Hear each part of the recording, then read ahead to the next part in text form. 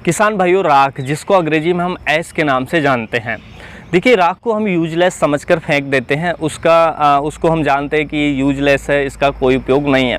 लेकिन राख को यदि आप ख़रीदने जाएंगे अमेज़ॉन और फ्लिपकार्ट के अंदर, अभी आप जाकर प्राइस चेक कर सकते हैं, तो या इस वीडियो के बाद में प्राइस चेक कर सकते हैं। तो जो राख है वो उसकी 1 किलोग्राम की कीमत जो है आपको अमेज़ॉन फ्लिपकार्ट पे 150 से लेकर के आपको 500 तक मिल जाएगी। यानी कि 150 रुपये किलो से लेकर 500 रुपये किलो तक मिल जाएगी।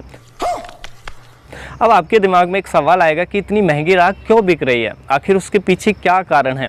तो देखिए, जो राख होती है वो बहुत ही उपयोगी होती है खेती के अंदर, हमारी फसलों के लिए, हमारी भूमि के लिए। देखिए, जो राख होती है वो हमारी भूमि को बेहतर करने का काम करती है, भूमि को सुधारने का काम करती है, पीएच को बैलेंस करने का काम करती है। जो राख होती है, राख के अंदर बहुत अच्छी न्यूट्रिशन वैल्यू होती है, जो हमारे पौधे जिसको लेकर के बहुत अच्छी ग्रोथ आती है हमारे पौधों की। और अभी तो रुको, क्लाइमैक्स अभी बाकी है। उसके साथ साथ राख हमारी फसलों पर कीटों को कंट्रोल करती है, फसलों पर रोगों को कंट्रोल करने का ये काम करती है। तो बहुत ही उपयोगी है जो राख का उपयोग है एग्रीकल्चर के अंदर। यदि आप इसको सही से उपयोग करना सीख जाए तो बहुत बेनिफिट्स आप ले सकते हैं। तो देखिए, आज की इस वीडियो में हम राख के बारे में डिटेल में समझने वाले हैं कि इसके अंदर क्या क्या होता है, कैसे उपयोग करना है, कब कैसे उपयोग करना है, स्प्रे में कब देना है, सॉइल में कब देना है, किस तरीके से आपको देना है, और इसके क्या क्या बेनिफिट होंगे डिटेल में समझेंगे। उसके साथ साथ किनको उपयोग करना है, किनको उपयोग नहीं करना है, वो भी इस वीडियो में समझेंगे। उपयोग कर रहे हैं तो क्या सावधानी रखें जिससे मैक्सिमम आपको इसके बेनिफिट देखने को मिले। तो डिटेल में राख के बारे में इस वीडियो में समझेंगे। वीडियो काफ़ी इन्फॉर्मेटिव होगा, एक तो अंत तक जरूर देखें और लाइक भी कर दें और शेयर भी इसको कर दें। समझ रहे हो? समझ रहे हो? तो चलिए जानते हैं। देखिए, सबसे पहले हम राख की यदि न्यूट्रिशन वैल्यू की बात करें कि इसके अंदर होता क्या क्या है, तो देखिए, राख के अंदर बहुत अच्छी मात्रा होती है पोटेशियम की। यानी कि पोटेशियम का बहुत अच्छा सोर्स है जो राख होता है। ऑर्गेनिक जो खेती करते हैं उनके लिए तो है ही, चाहे आप केमिकल खेती भी करते हैं, रासायनिक खेती भी करते हैं, तब भी आप उपयोग करें, बहुत ही बेनिफिशियल ये होगी। उसके साथ साथ इसमें कैल्शियम का बहुत अच्छा सोर्स होता है जो राख होती है। यानी कि जब यदि आपके प्लांट में कैल्शियम की कमी है तो आप इसको एज ए स्प्रे भी ले सकते हैं और या सॉइल में भी डाल करके जो कैल्शियम की पूर्ति कर सकते हैं। तो कैल्शियम का बहुत अच्छा सोर्स होता है। उसके साथ साथ इसमें कुछ मात्रा में मैग्नीशियम होता है, कुछ मात्रा में इसमें फॉस्फोरस होता है, तो कुछ मात्रा में बोरोन होता है। तो ये बहुत कम मात्रा में होते हैं, लेकिन पोटेशियम का और जो कैल्शियम है उसका बहुत अच्छा सोर्स होता है। देखिए, जो परसेंटेज है कैल्शियम की और पोटेशियम की वो वेरी करती है। किस पे वेरी करती है कि आपने जो राख तैयार की है किससे तैयार की है। मान लीजिए आपने कोई कठोर लकड़ी को जलाया है, जो मोटी लकड़ी है हमारी, उसको जलाया है, तो उसमें बहुत अच्छी मात्रा में कैल्शियम परसेंटेज होगा। 50 से ऊपर भी हो सकता है, 50% मिनिमम, और उससे अबव भी हो सकता है, ऊपर भी हो सकता है। उसके साथ साथ पोटेशियम भी उसमें होगा। उसके साथ साथ यदि मान लीजिए आपने जो हमारे आलू के ऊपर के तने होते हैं, जो आलू की फसल लेते हैं किसान, तो उसके ऊपर का तना जो होता है, यदि उसको जला करके आपने राख तैयार की है तो उसमें पोटेशियम का बहुत अच्छा सोर्स होगा। या आपने जो अंगूर की हमारी वेल होती हैं उनको जलाकर आपने राख तैयार की है तो वो भी पोटेशियम का बहुत अच्छा सोर्स होगा, उसके अंदर बहुत अच्छी मात्रा में पोटेशियम होगा। तो ये हमारा डिपेंड करेगा राख किससे तैयार किया है। देखिए, राख जो आप यूज करेंगे एग्रीकल्चर के अंदर, खेती के अंदर, वो किसी वेस्ट से हो, उसमें कोई प्लास्टिक वगैरह आप बिल्कुल भी ना जलाएं, ये सावधानी रखें, वरना उसके नुकसान हो जाएंगे। तो जो भी राख आप ले रहे हैं, चाहे उपलों की जो कंडे होते हैं उस राख का भी उपयोग करते हैं, वो भी काफ़ी बेनिफिशियल होगी खेती के अंदर। तो ये बहुत बेनिफिशियल होती है। देखिए, राख को यदि आप खेत के अंदर डालते हैं तो ये आपकी खेत के अंदर पोटेशियम की, कैल्शियम की बहुत अच्छी मात्रा में पूर्ति करता है। मिट्टी के अंदर कैल्शियम की पूर्ति करेगा, पोटेशियम की पूर्ति करेगा। देखिए, कैल्शियम प्लांट को मिलने से कैल्शियम की ग्रोथ अच्छी आती है। प्लांट पे वैसे भी कीट व रोग कम अटैक कर पाते हैं यदि कैल्शियम अच्छी मात्रा में है। कैल्शियम अच्छी मात्रा में होने से प्लांट की रूट का डेवलपमेंट भी अच्छा होता है।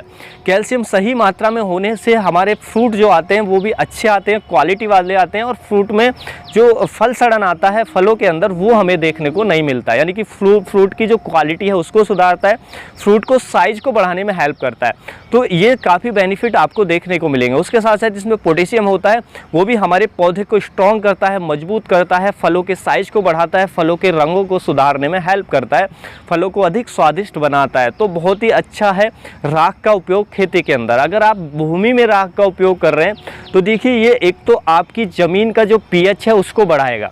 मान लीजिए आपकी सॉइल एसिडिक है तो उसमें राख का उपयोग बहुत ही बेनिफिशियल होगा, तो आप उसमें डाल सकते हैं। इससे आपका जो धीरे धीरे आप हर बार यूज करें तो धीरे धीरे जो पीएच है वो आपका इंक्रीज होगा, जिससे आपकी मिट्टी बेहतर होगी। अब यहाँ पे सवाल उठता है क्या यदि हमारी मिट्टी का पीएच पहले से ज़्यादा है तो हम उपयोग कर सकते हैं? तो देखिए आप उपयोग कर सकते हैं लेकिन ज़्यादा उपयोग नहीं कर सकते। आप चाहें तो एक बार 2 बार उपयोग कर सकते हैं, उससे ज़्यादा उपयोग ना करें क्योंकि ये पीएच को ज़्यादा बढ़ाएगी तो फिर नुकसान भी हो सकता है। उसके साथ साथ देखिए जब हम इसको ज़मीन में डालते हैं तो ये मिट्टी में कार्बन को बढ़ाता है, मिट्टी में कार्बन इंक्रीज होता है, मिट्टी की जो फिजिकल प्रॉपर्टीज़ है उसको भी सुधारता है, मिट्टी की वाटर होल्डिंग कैपेसिटी अच्छी करता है, यानी कि जो जल धारण क्षमता है उसको बेहतर करेगा मिट्टी के अंदर, मिट्टी को भुरभुरा बनाने का काम करता है। मिट्टी जो हो हमारी पोरस होगी, भुरभुरी होगी, जिससे फसलों की जड़ों में एरेशन अच्छा होगा, क्रॉप हमें बेहतर देखने को मिलेगी। तो बहुत बेनिफिट्स इसके देखने को मिल सकते हैं। उसके साथ साथ यदि राख का छिड़काव आप खड़ी फसल में पत्तियों पर कर देते हैं तो इससे आपकी फसल पर कीट भी कंट्रोल होते हैं। जी हाँ, फसलों के अंदर जो कीट है वो भी आपको नहीं आएंगे, स्पेशली सकिंग पेस्ट या कोई भी कीट वो आपकी फसल पे अटैक नहीं करेगा।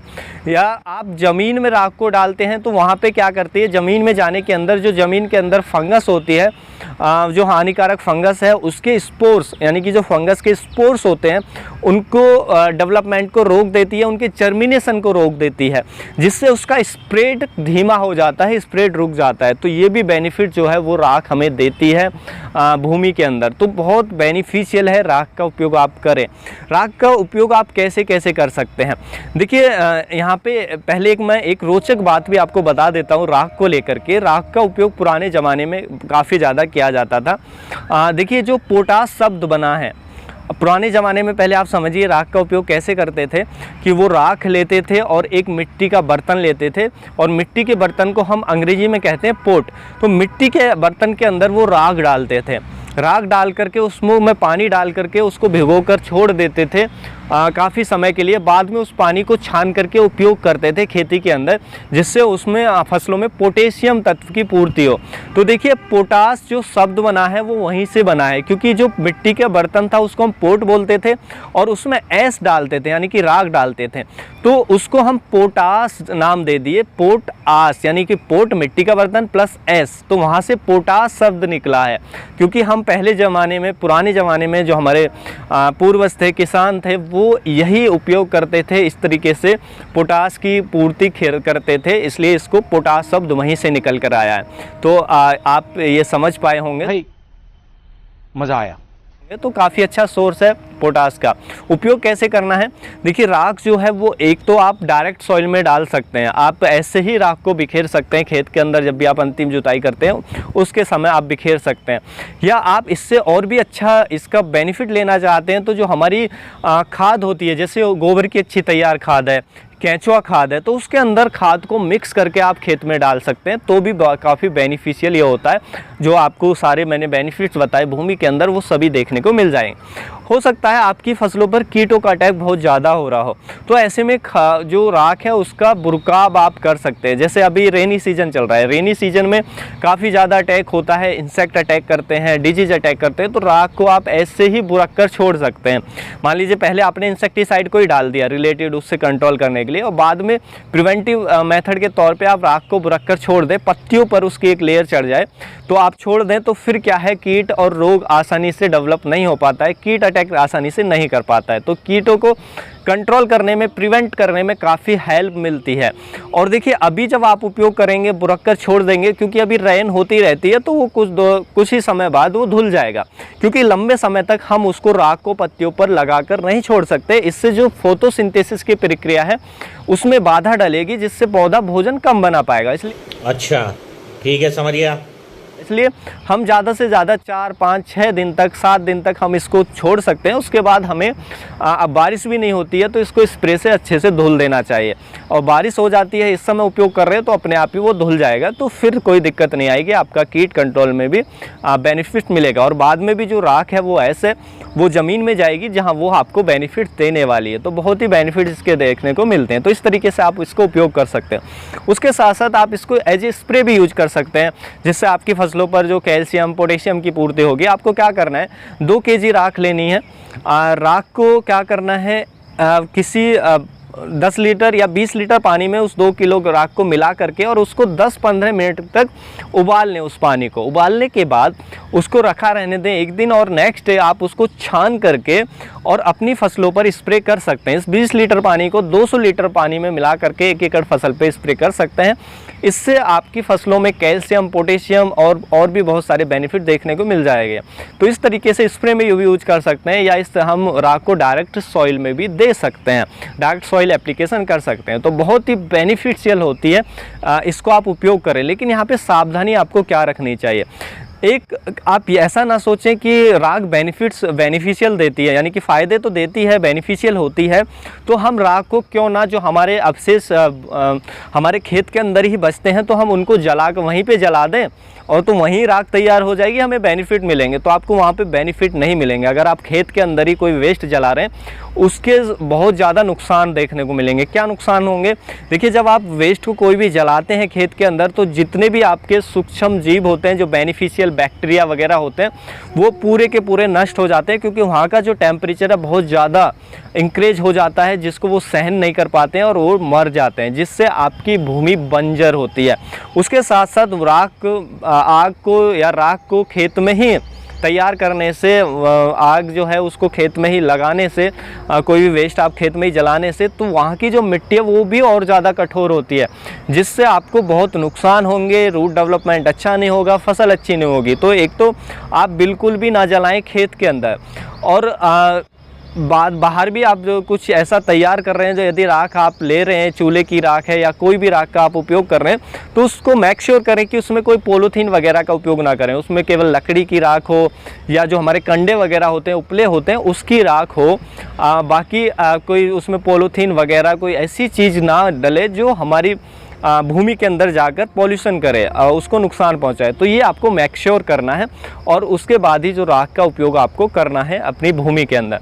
उसके साथ साथ अगर मिट्टी का पीएच ज़्यादा है तो भी आप ज़रूरत से ज़्यादा राख का उपयोग ना करें, मैक्सिमम 1-2 बार करें, और स्प्रे में चाहें तो आप उपयोग कर सकते हैं। तो इस तरीके से जो राख है ऐसा, उसका उपयोग करके आप बहुत ही बेनिफिट्स ले सकते हैं एग्रीकल्चर के अंदर।